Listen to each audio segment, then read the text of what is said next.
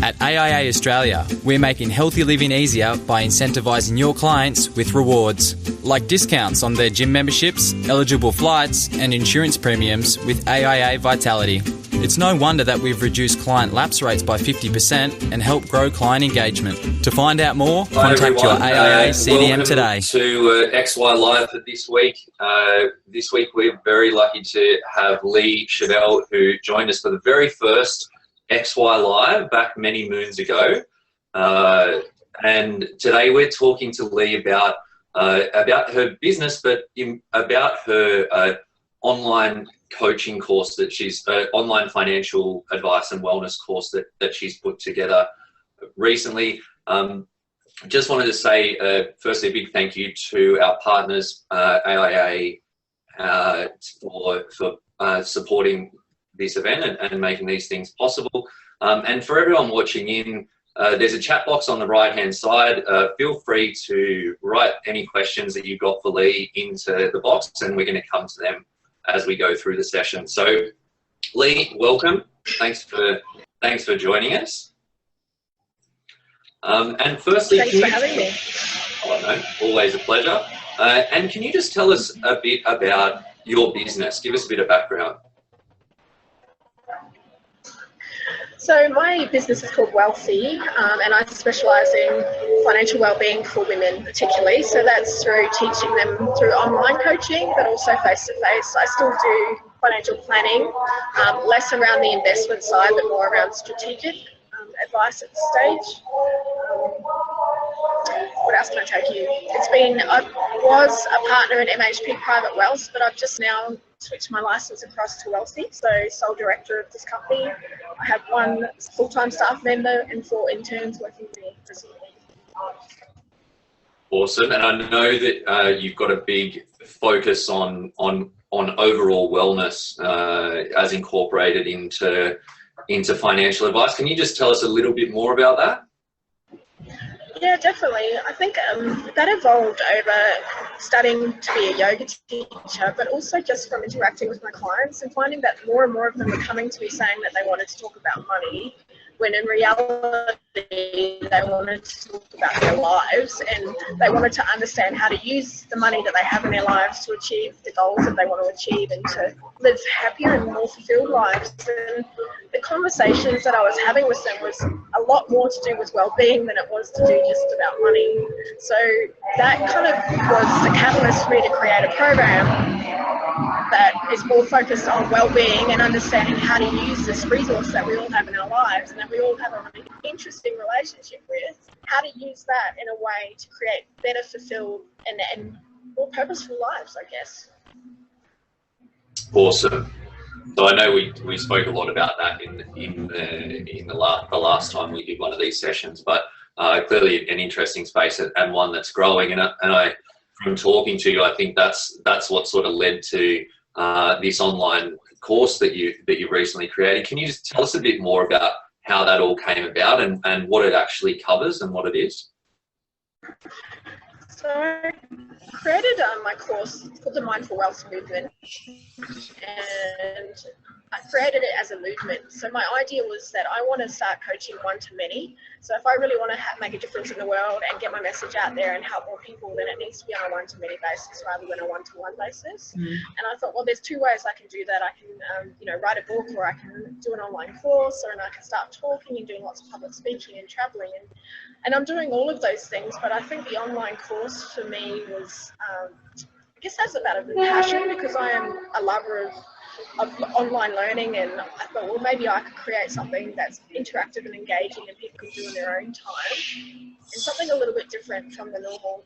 There's a lot of research out there to say that around 47% of women are too scared to go see a financial planner, or they also find about 38% find dealing with money really boring. So those were sort of 2 key metrics that made me think, well, how can I really engage with those people? What can I do to resonate with them, and how can I communicate with them differently from what's been currently done? So those were kind of the drivers as to why I created an online course. I think looking back now, I didn't realise how much work it would be, and I also didn't I think I was just like, yeah, I'll do it. And I'm one of those people that start something and then, like a dog with a bone, I've got to see it through. But it really took a pound of flesh, I can tell you that, to create. Yeah. Lee, I might just jump in here. You were saying then that you decided to create the online course because it was a way of, I suppose, reaching people at scale, so more people than you could service face-to-face. Does that mean that the level of touch between those people is lower than you would in your traditional advice relationship? Is it now like a is that the way the course is designed, or is there varying levels of engagement or with the clients? So that's a really interesting question. We've just changed the model to have two different styles. So we've got like a do-it-yourself style where people can just jump in, they get access to all the material, and they can just do it themselves. The other style is more accountability. So that's where there's a weekly webinar. They can contact me at any time. So the program that we're using online, they can tag different parts of the content with questions, and then we go in and answer their questions for them to make it more of a personalised journey. And then we have once a week webinars where we just answer any questions that they might have in regards to their own situation. But it was definitely designed less as advice and more as this is a precursor to get someone in the right mindset to go and seek advice. So a bit like the first step, like a non-threatening way for them to experience your value before they take the next escalation point, I suppose, into face-to-face. And is there an option in the course across that period while they're doing the online course to meet you face-to-face, or after the course is completed? So at the end of the program, I encourage them to seek advice at no matter, and I give them a whole lot of options, going to see a money coach, going to see a financial planner. And my idea is that as I become busier, then I'll have a panel of advisors that I can then promote them to. That's sort of the concept that I want, because obviously I don't envisage myself being able to work one-on-one with everybody.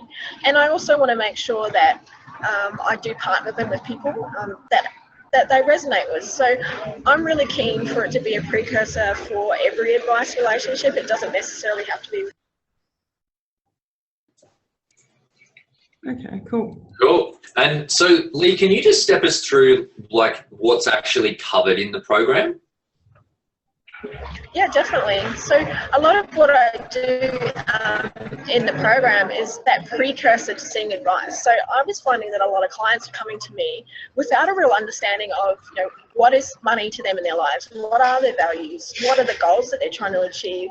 How much debt do they actually have? Do they know where their super is? Do they have a budget? Do they have a spending plan?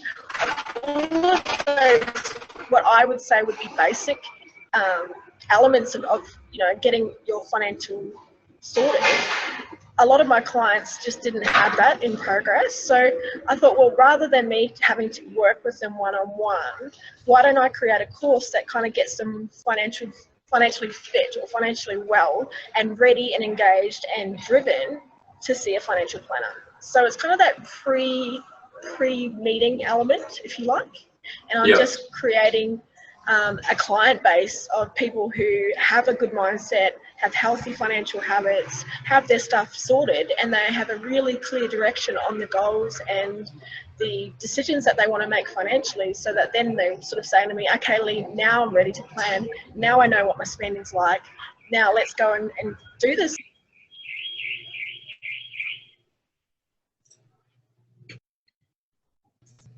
Awesome. Sorry, and for everyone watching in, we've managed to grab Lee at the airport when she's off to some jaunt. So thank you for bearing with us with a bit of background noise there. So just in terms of the program itself, how does it work? Is it like a slideshow? Are there videos? Is there resources that go along with that? What's the journey for someone going through it? How long does it take? And what is the cost? So the program itself is 6 weeks, and it's drip fed. So they get content every week, and then at the end of the 6 weeks, they have full access to the content for a lifetime. The way that I've done it is I've used a membership platform which is WordPress based. They basically log into a membership area, and then they have access to the full range of content. There are videos that we've got professionally shot. There's a whole lot of workbook materials, downloadable information. I put in some TED Talks and things in there, so it's not all my own material, but I have sourced a lot. And then there's a resource library and a chat function and a lot of functionality in there as well. In terms of cost, it's $297 to do the program. And because we are a social enterprise, for every person who comes through the program, we grant a scholarship for another person who can't afford to do it. And I really did that to make it accessible. I feel that there's such a need for people who don't necessarily feel like they can afford financial advice or financial literacy to seek it, and to. Yeah, cool. So look, I know we were chatting about this just before, and I'm keen to sort of explore that a bit more. But just before we move on to the whole sort of buy one give one thing, I know everyone loves talking tech here. So you mentioned that your site is a WordPress membership based site. Is that right? Is there a program that sits on top of that, or what are some of the key tech tools that you've used for the creation of this course? Yeah, so getting that right was quite hard. We looked and did a lot of research, and I was going to use Kajabi, and that was right up until sort of a month before we launched. And then the theme that I wanted to use wasn't mobile friendly. Well, it just didn't come up really well on a mobile, and that sort of made me think, well, that's not going to be a great idea. So we went and switched at the last minute to, it's called Access Ally, or Access Alley, I'm not sure how to say it, but it's a membership hosting WordPress site. We then had to get a coder to create the template for the look and feel of the actual course content material. So that was quite a big process. And then we have at the back of that, we use Entreport as I guess the database, the membership, which allows and tags and sends out the emails. And okay, cool. And so so just in relation to the tech side of things, how did you draw on support to get that? Like, how did you figure all this stuff out? Yeah, just before you answer, Lee, I was going to say, if another advisor is going out to do, say, something similar or create a course, where would they start to look in terms of finding different tech tools or funky little add-ons or plugins? Where did you start? Where's the journey? Where does it begin? And what's the filtering program? Okay, so I think the best place to start is to actually have a look at what some of the online courses are using themselves. So I did a few online courses, and I was looking at what software they were using. There's actually online courses on how to build an online course, ironically. You could also jump onto one of those. They give you all of the platforms. They give you step-by-step how to set one up, what the layout, the content, all of those elements should look like. And I don't usually do things like that. I always like to do stuff by trial and error. So I just did a lot of online research, and I read a lot of blogs, and I went onto a few forums and asked a lot of questions. And I know that there are so many different platforms, and you can make it easier on yourself by using something like Teachable or MemberMouse or Kajabi. And they basically have, it's almost like a template ready to go, and you just plug in the content. So they'll have a theme, and you just chuck in the words, you chuck in your video here, you put in a questionnaire, and it's like builds it for you as you go. There is a simpler way to do it, but for me, I wanted to create something that I could build on and let's create more courses in the future and have a whole membership area. So I invested a little bit more and decided to do it on a WordPress basis. Do you think that your choice to do it your way versus the other way was more expensive and more time consuming? Like, would you recommend like other advisors to do the same thing, or would you say go down the other path where everything's set up? Is that like a key one for you? Or I mean, obviously, in hindsight, I should have done. I would, I'm a big thing of just get something out there. It doesn't have to be perfect, and you can always use it, like create it on Kajabi and then migrate it across to another platform later on. So I would almost, having had my time again, I probably should have just used something like Kajabi to start off with, and then tested it and measured it, got the feedback, and then rolled it over to a more comprehensive platform. I think that would have been easier. Although and much cheaper. Okay, so it's working for me, and it's the end result. It's where I want it to be, and now I have the ability to create many courses. They have a membership area where they can go in and they can see all of my products. So I've got ebooks, I've got money meditations, I've got free challenges, and they're all in the one membership site now. So kind of like a little member area where they can jump in, and that's part of what I wanted when I first envisaged this. But if anyone's looking at just doing an online course, there are much simpler ways to do it, and I'd be happy to just hit me up, and I'm happy to give you some ideas around what I would use and how I would do it if I were doing it your way. Okay, cool. Awesome. Perhaps we can get some of those tips and get them into the Facebook group post this session. But cool. So you mentioned before this, for every participant that goes through the course, then somebody else is granted a scholarship in the course. Can you just tell us how you choose these people and where they come from and what the criteria is around that? Yeah, definitely. So we design that for people who, ideally, people who can't afford to do it for whatever reason. There is a full application process, and we use social media to promote that the scholarships are open. We keep a tally of how many scholarships are available, and then we open them up at different times and allow 10 or 15 participants to come through the program at that time. They generally give us a little bit of background on their current situation, what they're hoping to achieve, and why they feel that they're deserving of the scholarship, and then we use that as data collection, but also as a way to measure impact. So I'm big on understanding what is the impact of them going through this program. I don't want to design a program or deliver a program that's just airy-fairy, that was lovely, but it was a complete waste of my time and energy. So for me, it's really important that I get a clear picture of where they are before they start the journey, and then at the end, and then I can use that to understand what impact that's having and how we can start to build better programs in the future. And so how do you measure that, and what do you see as the impact?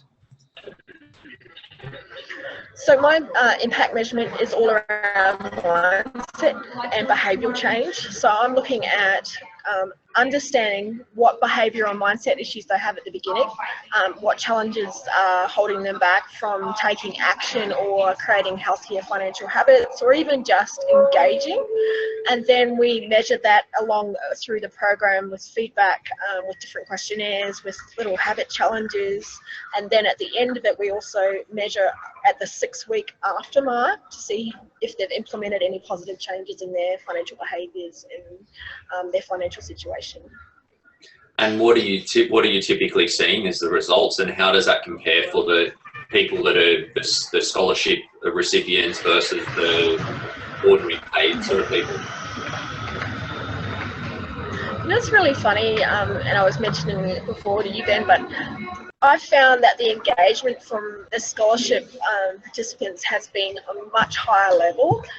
It's almost because there's a real desire there to undertake the program, and they're particularly grateful for the opportunity to go through this program. So their level of engagement in terms of how quickly they're doing the material, I can see what they're logging into, how often they're logging into it, what they're completing, how long they're spending on each page.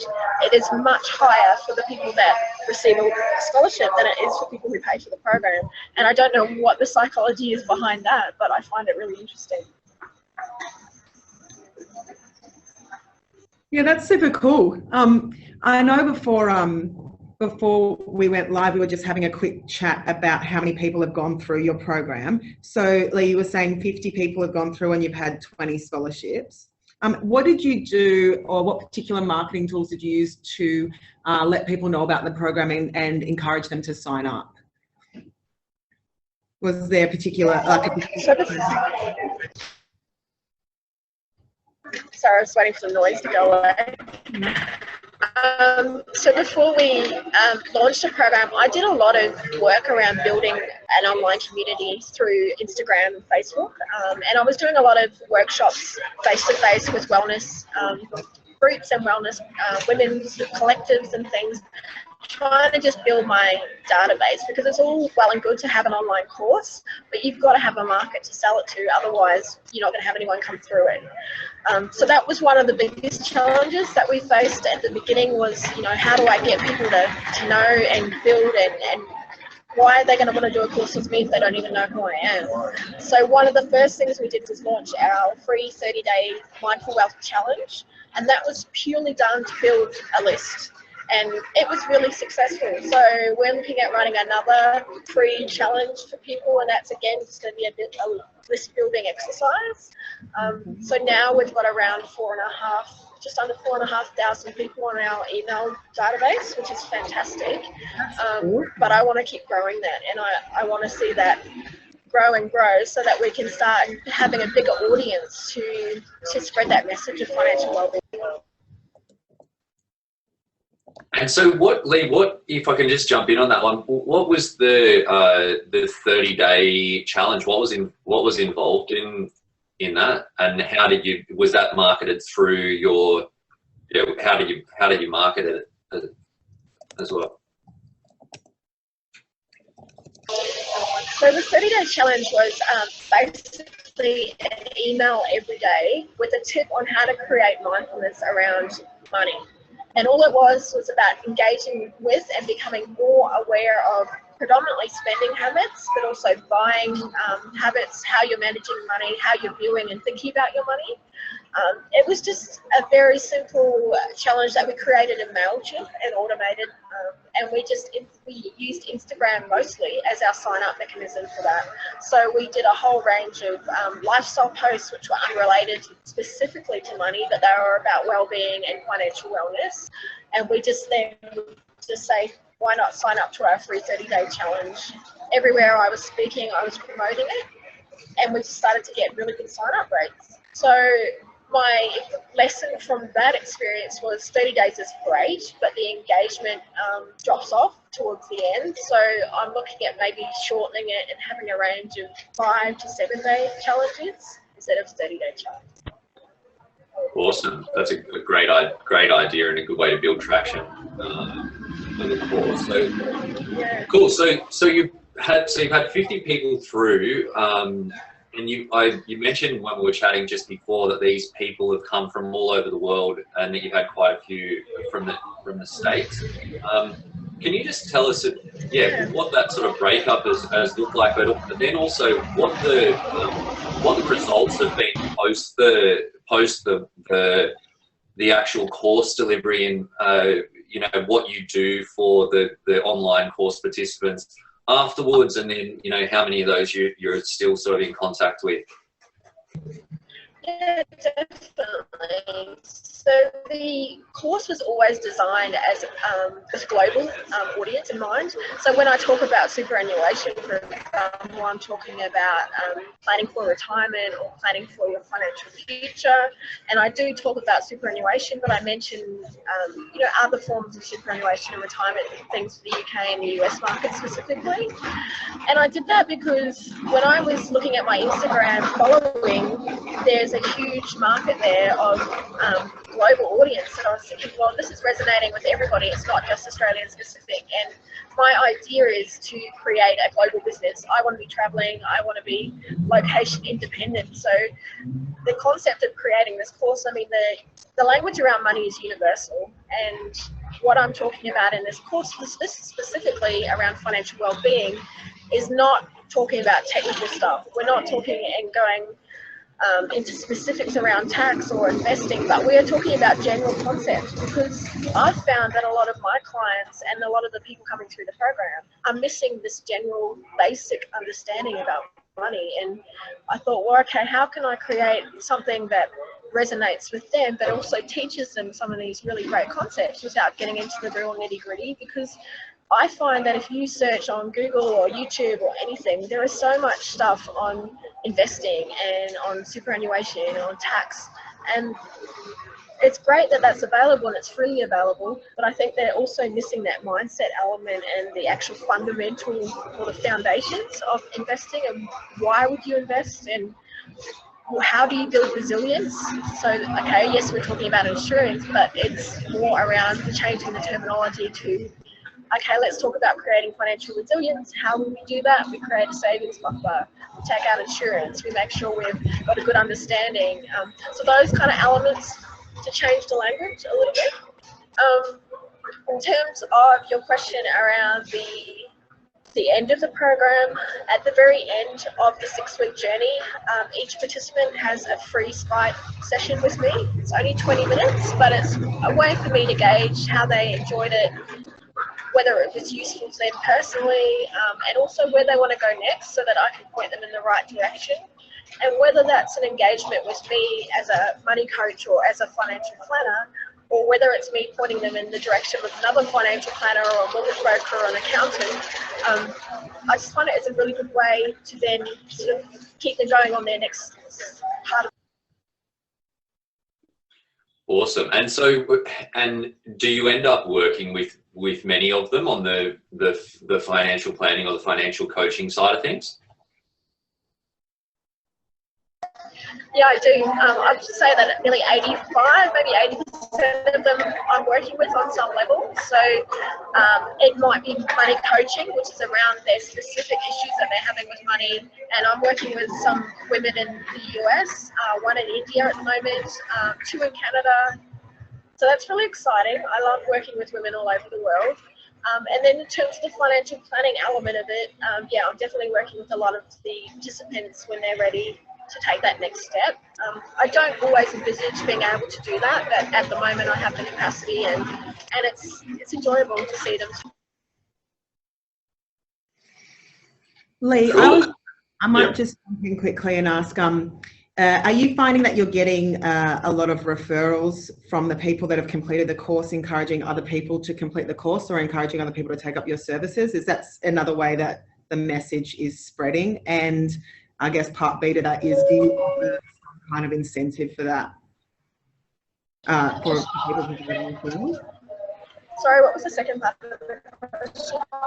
Sorry, I was going to say, do you provide any kind of referral incentives for people that have completed the course, or people that are taking your services?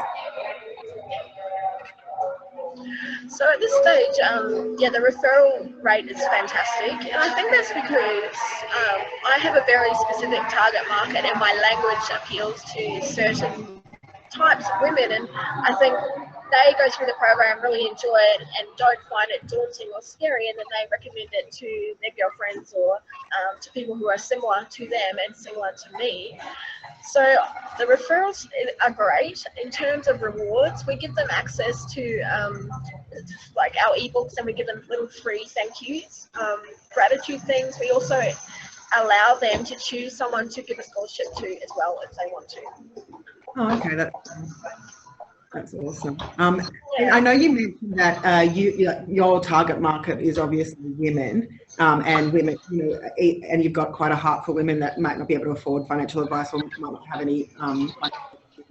Are you finding though that you've got men interested in doing the course as well, or is this something that has just been purely women? No, it's definitely not just for women. The branding is very feminine. I've done that specifically, but the message is universal. And I've had quite a few men come through the programs. They come to my workshops, and they also get a little bit upset when I run retreats that are just for women. And I don't do it intentionally. I just find sometimes it's easier to run retreats just for women. But I find that there's a lot of men interested in what I'm doing, and they're men typically in the wellness space. So men who are either yoga teachers or naturopaths or physios, they're doctors. So it's an interesting database and client base to have, definitely. But I would say 90% would be women, yes. Okay, cool. Well, that's interesting. So I've got one, Lee, because I think that hearing those numbers that working now with 85% of the people that are going through your course, I think that's actually amazing. Can you just say, like, what sort of work is it that you're doing with them? Do you have like a low touch sort of solution that comes off the back of it, or is this like full coaching or planning work? And what is the sort of those clients comprised of? It's interesting. I offer 3 different things. We have a quick money session, which is like a $47 chat. They ask me a question, I give them the answer, and I point them in the right direction. The next level would be the money coaching, which is at least 3-month engagement. We meet once a month. It's a 90-minute Skype or face-to-face, and then they actually have to go and do some work. So I don't do it for them. I give them the tools and the resources and say, off you go. I'll give you the guidance and I'll help you out, but it's your responsibility to take this step and to do this part of the process. So a lot of that can be around the spending stuff. A lot of the coaching stuff is around mindset towards creating an intentional spending plan, sticking to the spending plan, kind of rewiring habits, that kind of element.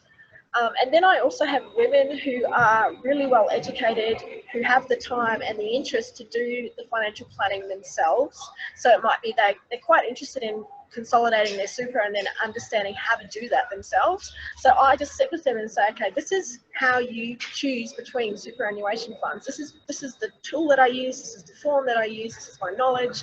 You're paying for me to educate you how to make your own informed decisions. So I have a whole range of women in that space as well. And then I have obviously the full financial planning side of things, which I'm moving more and more away from. I'm still doing it and I still enjoy it, but I see that being the first thing to go when I get too busy. Interesting. And so what's the split between those 4 sort of streams?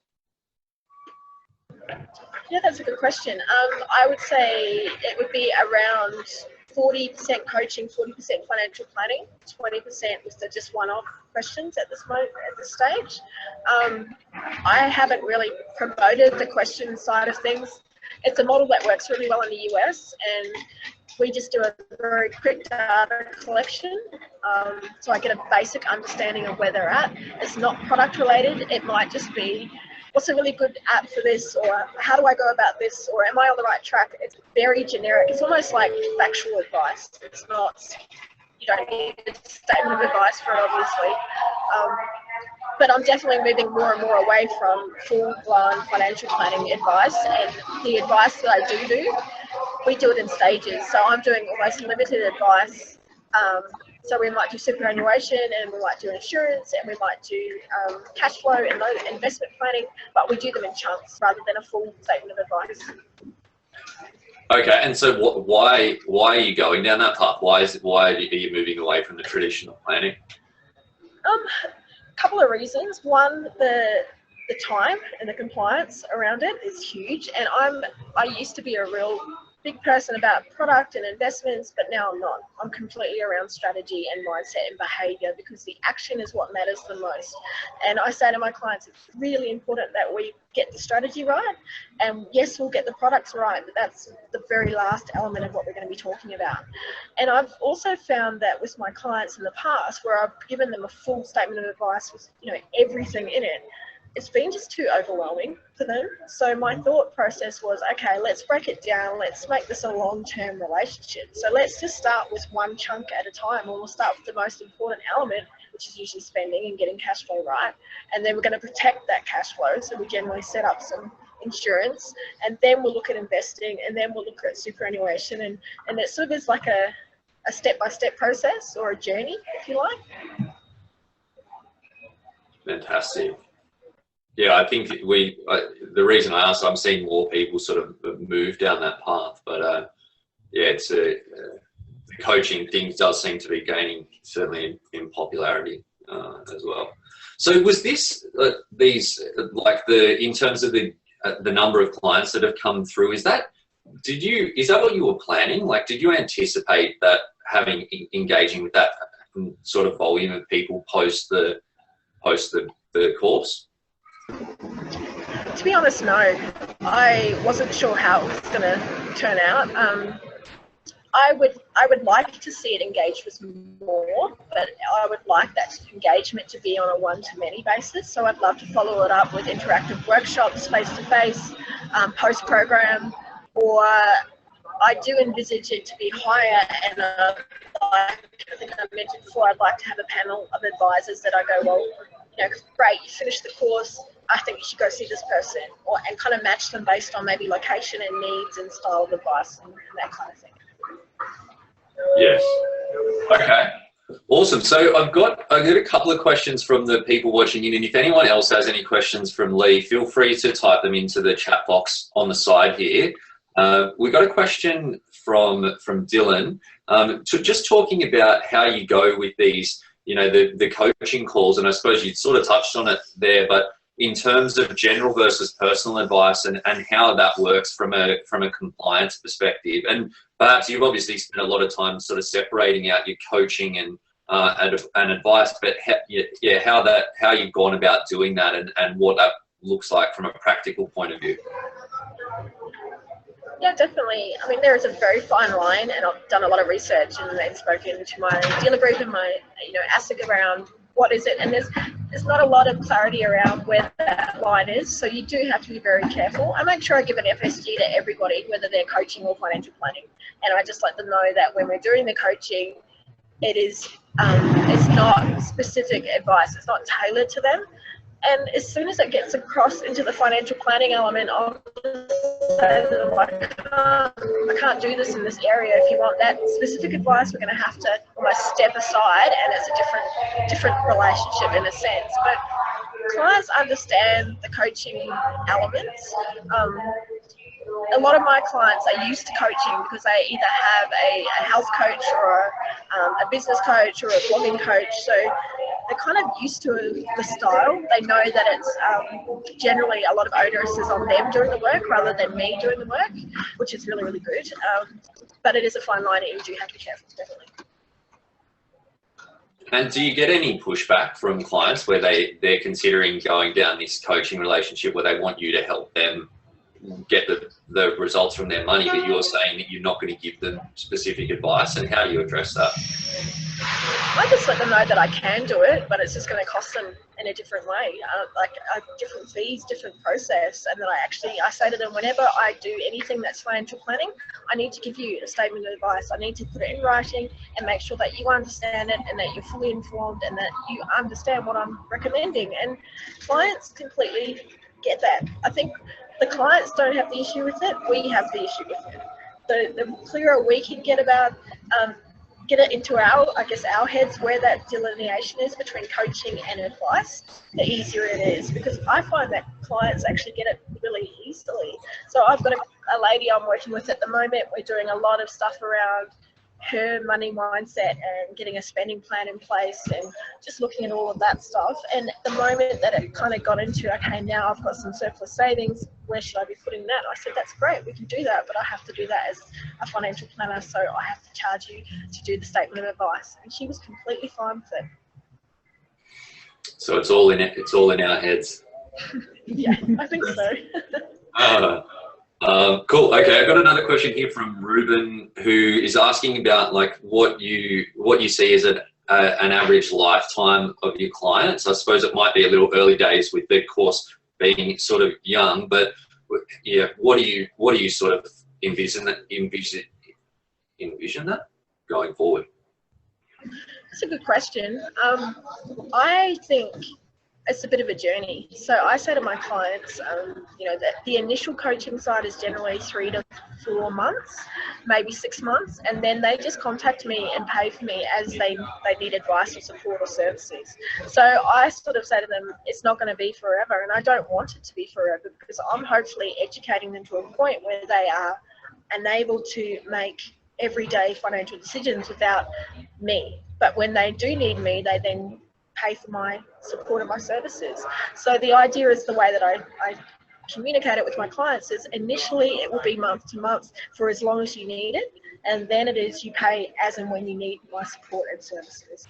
So the reason why I've created an online course is to start them off on their journey in their relationship with me. And then I hope to have additional courses in the future, but I sort of see it being in and out. It's not going to be quite like the traditional financial planning client relationship in my mind. Yes. And what do you see it then looking like?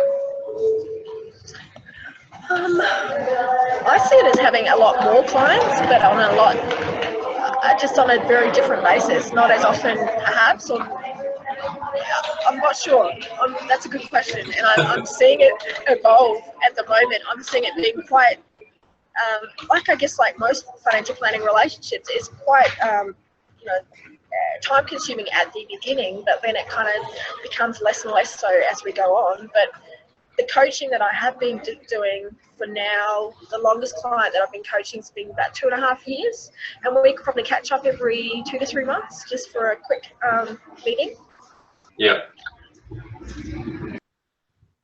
Cool. Okay, and I've got another one here from Dylan, talking about, he loves to talk compliance, this Dylan, but he's asking about, how your dealer group or license is, how they look at the chunking down advice, and that you're effectively scoping, everything except the thing that you want to focus on from your advice, and in relation to sort of the bid obligations.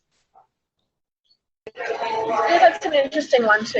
And, I'm not scoping it out forever. I'm just saying at this month, at this point in time, we are just looking at this topic. And the idea is that when I meet with them, we identify all the areas that they do actually need support in, but we only address it at one chunk at a time. So from a compliance point of view, it's just a matter of us in partnership working together the whole elements, but not all at this, immediately. We're just going to do it over the period of time. Yeah, I think it's so. How do you, with where you scope all the things that they need to look at, how do you actually do that, and where does it go if it's not advice?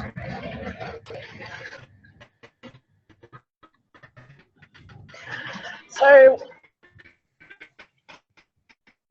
with all of mine, we have a meeting at the start, like most, and we just sort of work out where they're going. And I find actually, so what we thought at the beginning actually want to achieve, where they're going. I find that their actual reason for coming to see me changes. So we definitely scope it out, and we really are going to be addressing this next. But quite often something else comes up because life happens, and that becomes more important than what we originally were going to address anyway. So it's kind of a loose plan, but then life happens and we do whatever life throws at us along the way. Also, yeah, I know that's something that I experience a lot with my clients as well, that people's situation and what's important to them tends to change, pretty quickly and pretty frequently as well. So cool. Okay, a last question I've got here from Amanda, just about how much you charge for your coaching, the ongoing coaching. Yeah, sure. So it's $270 a session, and that's 90 minutes, Skype or face-to-face, and that includes, if there's any worksheets or tools, or like a follow-up report that I give them via email, just saying this is what we discussed. These are some resources that you might be able to use, or here's a template that I suggest that you look at, or here's some videos that you should watch. And so it's almost like a once-off thing. From my perspective, it's about 2 hours of my time, an hour and a half with the client, and then half an hour just following up with, this is what I think you should do. And I've tried to automate that as much as possible in terms of having, automated emails in a sense, but it's still personalised, so it can't be fully automated ever. But I do record all of the meetings that we have, and I also record all of my file notes just by voice. So I'm sort of getting a bit more efficient in that sense as well. Awesome. And so they just pay when they want to have a session, they just pay the fee, and then that's them for listening. That's it. Yeah, so I asked them to commit to 3 months at the beginning, and then it's session by session after that. So 3 months, we've just got to set up as a direct debit. It goes through to the licensee, obviously. But if it's coaching, my licensee says that it doesn't have to be through them, but I just do it to keep a record of everything. And then obviously they just pay as and when they need to go on after that. Fantastic. So it's a departure from this retainer type model, but interesting to see sort of pay as you go. Fantastic. Okay. Well, Lee, thank you very much. I could talk to you about this stuff for days, but thank you very much for joining us. So many awesome ideas there around not only the course but your approach to advice, and yeah, I'm sure the people watching in got some great tips. Thank you.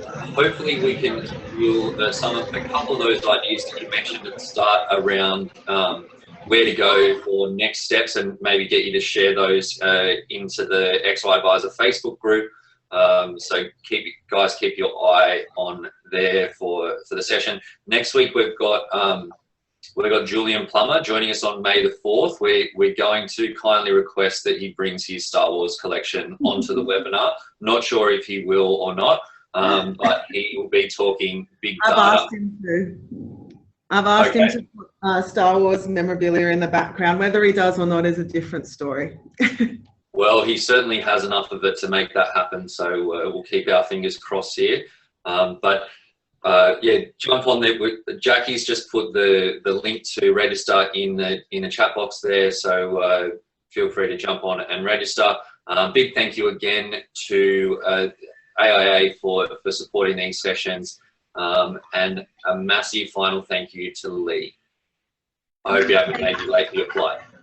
Thank you. And look, if anyone has any questions, you're always welcome. Please just get in contact. I'm always happy to help and share ideas. Abundance mindset. I love it. Thanks, Thank guys. you, everybody. We'll see you next week.